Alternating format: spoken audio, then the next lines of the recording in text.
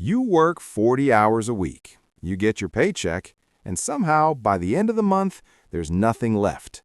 You tell yourself you're just not making enough. But what if I told you that you're broke isn't an accident? It's a business model. There's an entire industry designed to ensure your wallet stays empty, and you're feeding it every single day without even realizing it. Let me show you how they're playing you. Picture this. You walk into a store. You see something you want. The price tag says $500. You can't afford it. But wait, there's a sign. Just $25 a month. Suddenly, it feels possible. It feels affordable. Your brain stops seeing $500. It only sees $25. And you say yes. This is the subscription trap, the monthly payment illusion. Companies discovered something brilliant. People don't feel pain from small recurring charges the way they feel pain from one big purchase. So they chopped everything into pieces. Your music, your movies, your software, your coffee, even your car. Everything is now a subscription, a membership, a monthly fee. You think you're saving money. You're not. You're committing future income to past desires.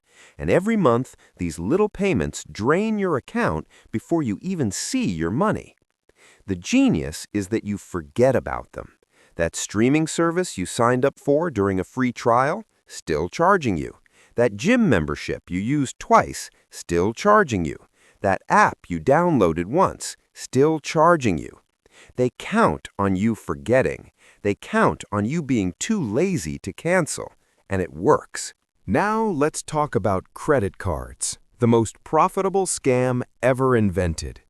You're told it's about building credit, about convenience, about rewards and points. But here's what they don't tell you. Credit cards are designed to trap you in a cycle you can never escape.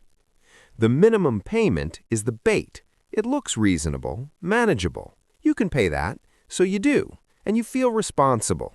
You feel like you're handling it. But that minimum payment barely touches the actual debt. Most of it goes to interest. The balance barely moves, and next month you're back where you started, except now you've bought more things because you had room on the card. This is intentional. Credit card companies make their real money from people who carry a balance. They don't want you to pay off your debt. They want you paying forever. And the rewards, those cash back points you're so proud of, you're spending more to get them than they're worth. Studies show people spend more when using credit cards than when using cash. The rewards are just the excuse your brain needs to justify the spending. You're not beating the system. The system is beating you. There's a reason you can't stop scrolling and shopping. It's not weakness, it's design. Every app, every website, every store is engineered by psychologists and data scientists to trigger your impulses. They study your brain like a laboratory experiment, and they know exactly which buttons to push. The red notification badge, the limited time offer, the countdown timer, the only 3 left in stock message, the people are viewing this right now warning. All of it is manufactured urgency, manufactured scarcity. None of it is real, but your brain doesn't know that. Your brain sees a threat. You might miss out, and it screams at you to buy now. They call it FOMO, fear of missing out, and it's worth billions. Then there's the dopamine hit. Every purchase gives you a tiny rush of pleasure. Your brain loves it. It wants more, so you buy again and again. And each time, the pleasure fades faster, so you need to buy more frequently to get the same feeling. This is addiction by design. Shopping apps are built like slot machines. Infinite scroll, bright colors, surprise deals, random rewards. It's gambling dressed up as convenience. And just like gambling, the house always wins. Here's the cruelest trick of all. Being broke is expensive. When you're poor, everything costs more. You can't buy in bulk because you don't have the cash up front. You can't afford the quality item that lasts, so you buy the cheap one that breaks and needs replacing. You pay fees for not having enough money in your account. You pay higher interest rates because your credit is bad. Banks charge you for being poor. Overdraft fees, maintenance fees, minimum balance fees, they take money from people who don't have money, and it's completely legal. Landlords charge more for month-to-month rent than for annual leases. Payday loan companies charge interest rates that would make loan sharks blush. Buy now, pay later services seem helpful until you realize you're paying extra for the privilege of not paying now. The system is designed to keep you in the hole. Every time you try to climb out, there's another fee, another charge, another expense waiting to push you back down. Rich people get discounts for paying cash. Poor people get penalties for not having cash. The game is rigged from the start. You finally get a raise, more money. You can breathe easier now, right? Wrong. Because the moment you earn more, you spend more. You upgrade your apartment, you buy a nicer car, you eat at better restaurants, you dress better, you travel more. This is lifestyle inflation, and it's the reason people who make twice as much as you are just as broke as you are. Social media makes it worse. You see people living lives you want, driving cars you want, wearing clothes you want, going places you want, and your brain tells you that you deserve those things too. So you spend to keep up, to maintain the image, to not feel left behind. But here's the secret nobody tells you. Those people are broke too. They're just broke with nicer stuff. The luxury car is leased. The designer clothes are on credit. The exotic vacation is on a payment plan.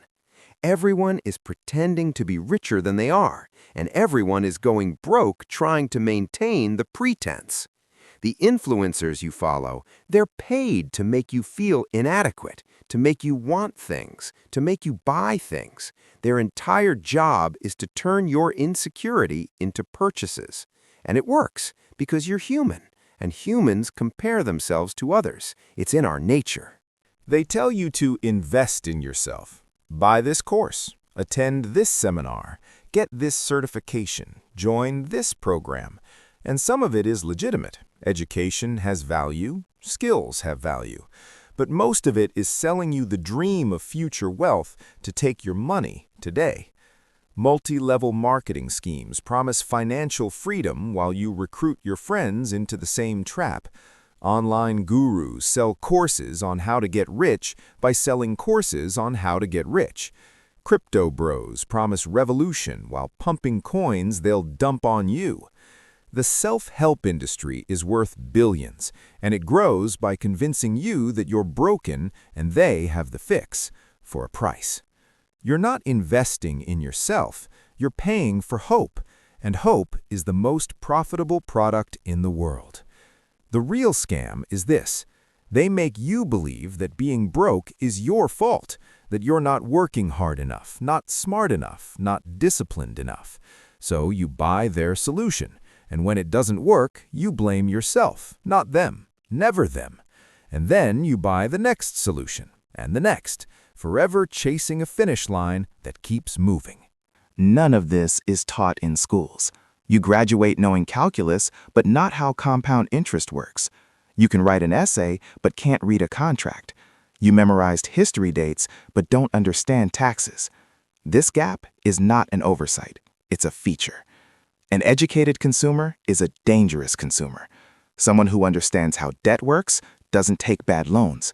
Someone who understands marketing psychology doesn't fall for manipulative tactics. Someone who understands money doesn't stay broke. So the system keeps you ignorant, and then it profits from your ignorance. Banks don't want you to understand the terms and conditions. Companies don't want you to calculate the real cost. Lenders don't want you to know about better options. They use complex language, fine print, hidden fees, confusing structures, all designed to make sure you don't actually understand what you're agreeing to. And when you make a mistake, that's on you. You signed the contract. You should have read it.